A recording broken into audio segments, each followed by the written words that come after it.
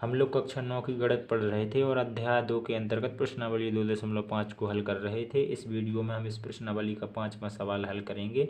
ठीक है, इस सवाल में 2 पॉइंट दिए गए हैं, जिसमें से हमने पहला पॉइंट लिया है। दोनों पॉइंटों को हम इसी वीडियो में हल करने वाले हैं।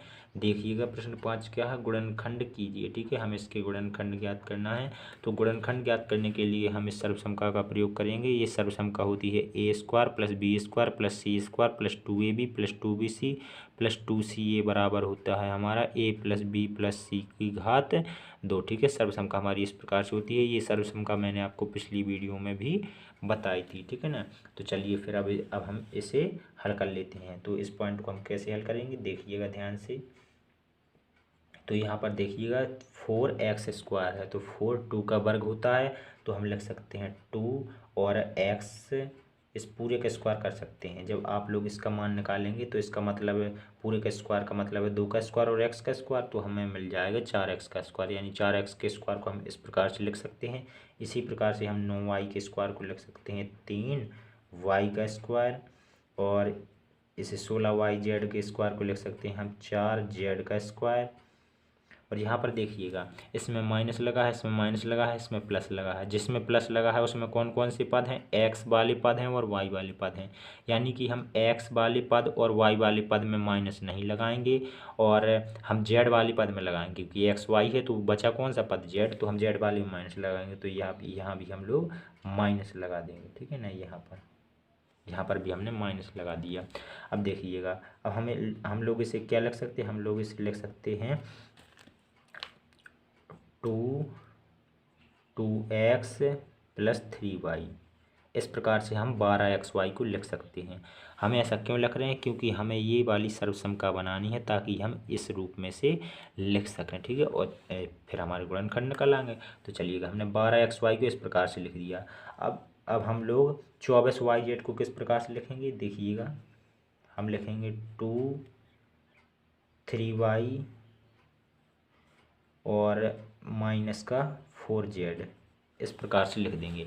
जब हम लोग इसका मान निकालेंगे, देखो 4 × 12 और 12 दूना 24 और माइनस प्लस माइनस, यानी कि माइनस के 24yz को हम इस प्रकार से लिख सकते हैं। इसी प्रकार से हम 16xy को देखिएगा किस प्रकार से लिख सकते हैं, तो प्लस 16xy को लिख सकते हैं हम -4z और मल्टीप्लाई में 2x, इसको हम इस प्रकार से लिख सकते हैं। अब आप लोग देखेंगे तो देखेंगे कि हमारा जो सवाल है ये हमारी सर्वसमका की तरह बन चुका है। ठीक है, तो सर्वसमका फिर हमारी आगे क्या होती है, a + b + c का होल स्क्वायर। तो यहाँ पर a का मान हमारा ये है, b का मान ये है और c का मान ये है। तो अब हम लोग इसे लिख देंगे a यानी कि 2x, b यानी कि 3y, c यानी कि -4z का स्क्वायर। ठीक है, हमने सर्वसमका के अनुरूप इसे बदल दिया है। ठीक है, अब इसकी घात 2 है, यानी कि हम इसे 2 बार लिख सकते हैं। तो चलिए अब हम लोग इसे 2 बार लिख देते हैं और हमारा ये पॉइंट कंप्लीट हो जाएगा। ठीक है, तो -4z और घात 2 है तो इसे एक बार और लिख देंगे, 2x + 3y -4z। इस प्रकार से ये हमारे पहले पॉइंट के गुणनखंड हो जाते हैं। ठीक है, ये रहा हमारा दूसरा पॉइंट, और इसे भी हम पहले पॉइंट की तरह हल करेंगे। तो चलिए देखते हैं। फिर यहाँ पर 2 है, तो 2 को हम स्क्वायर के रूप में किस प्रकार से लिख सकते हैं, मैं आपको बता दूं। यदि हम किसी अंडर वाली संख्या का गुणा अंडर वाली संख्या में करते हैं, जैसे हम √a का गुणा √a में कर दें तो हमें a मिल जाता है। तो यहाँ यदि हम 2 का गुणा √2 में करें तो हमें 2 मिलेगा, यानी कि हम 2 को क्या लिख सकते हैं, √2 गुणा √2। ठीक है, तो यानी कि हम लिख सकते हैं √2 का स्क्वायर लिख सकते हैं 2 को। ठीक है, 2 बार है तो हमने 2 का स्क्वायर कर दिया, √2 का स्क्वायर। तो हम 2 को क्या लिख सकते हैं, √2 और x से x लिख दिया और पूरे का स्क्वायर कर दिया। अब हम y को लिख सकते हैं y का स्क्वायर, और 8 को क्या लिख सकते हैं हम, 2 × 4। तो अभी हमने आपको बताया कि 2 को हम √2 का स्क्वायर लिख सकते हैं, तो हमने √2 लिख दिया, और 4 को हम क्या लिख सकते हैं, 2 का स्क्वायर, और z है तो हमने z लिख दिया और इस पूरे का स्क्वायर कर दिया, इस प्रकार से। ठीक है, चलिएगा अब हम लोग इसे किस प्रकार से लिख सकते हैं, इसे देखिएगा। अब यहाँ पर देखिएगा इसमें माइनस है, इसमें माइनस और इसमें प्लस है। तो प्लस वाले को देखिए, प्लस वाले में कौन कौन से पद हैं, y है और z है। ठीक है, कौन कौन से हैं, वाई वाले पद हैं और जेड वाले पद हैं। तो यानी कि हम वाई और जेड को छोड़ करके क्या बचा है, एक्स बचा, तो एक्स वाले पद में हम माइनस लगाएंगे। ठीक है, जो प्लस वाले हैं वाई जेड हैं, तो एक्स क्या होगा, माइनस वाला, तो एक्स वाला पद ये है तो इसमें हम माइनस लगा देंगे, और आगे भी जहाँ भी एक्स वाला पद मिलेगा वहाँ हम माइनस लगाएंगे। तो चलिएगा फिर आगे हम अब इसे किस प्रकार से लिख सकते हैं, इसे देखिएगा, 2√2xy को हम लिख सकते हैं प्लस 2 माइनस √2x और y, इस प्रकार से हम इसे लिख सकते हैं। जब हम इस सब का गुणा करेंगे तो हमें इतना मिल जाएगा। ठीक है, अब लोग अब आगे देखिएगा, इसे हम किस प्रकार से लिख सकते हैं, इसे हम लिख सकते हैं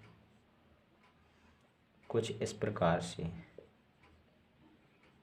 इस प्रकार से लिख सकते हैं। ठीक है ना, जब हम लोग इसका गुणा करेंगे तो हमें ये मिल जाएगा। ठीक है, इसमें एक्स वाला पद तो नहीं है तो हमने इसमें माइनस नहीं लगाया, इसमें एक्स वाला पद था तो हमने इसमें माइनस लगा दिया। अब आगे आया हमारा 8xz। ठीक है, अब 8xz है, इसे हम लिख सकते हैं 2 माइनस 2√2 जेड, नहीं इसमें माइनस नहीं लगाएंगे।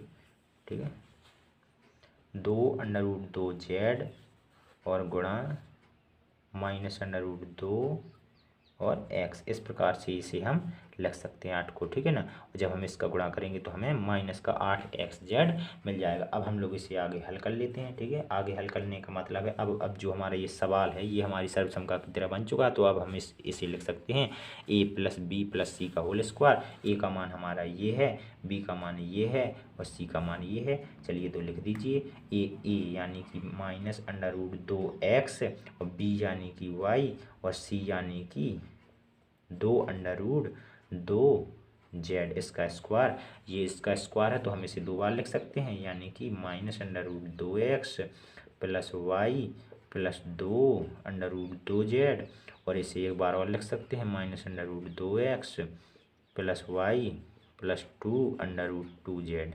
और इस प्रकार से ये हमारे दूसरे पॉइंट के गुणनखंड हो जाते हैं और इसी के साथ हमारा सवाल समाप्त हो जाता है।